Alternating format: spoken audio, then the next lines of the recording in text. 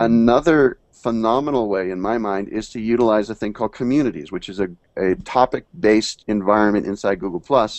A brand page can actually be an owner of a community, which means they'll have a little link that's visible right at the top where people can, once they're in the community and they see their brand pages interacting appropriately and they're happy with the way they're interacting, they can click on that link and go right to that page and see even more details specific to the brand. What is the secret sauce in terms of getting a getting your community to be vibrant? Now, the question, let me ask you the question first before I can try to address that. Are you being a person in the community or a page? Does it matter? Is it Yes, easier it when you're does. a person?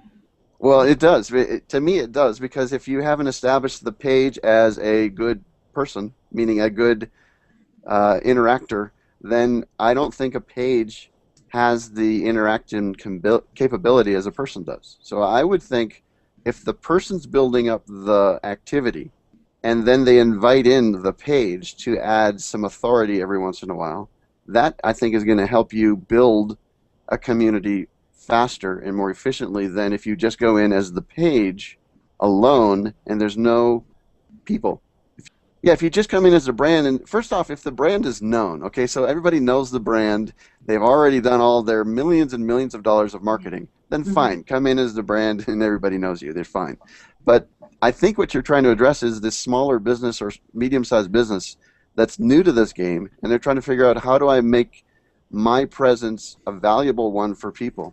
I think what they probably need to do is find people, persons, profiles that like the brand and let them help promote the brand, and then the brand can come in and say, oh, thanks, shucks, that's great, and then add a little bit of extra here and there as they build up the visibility factor for that brand.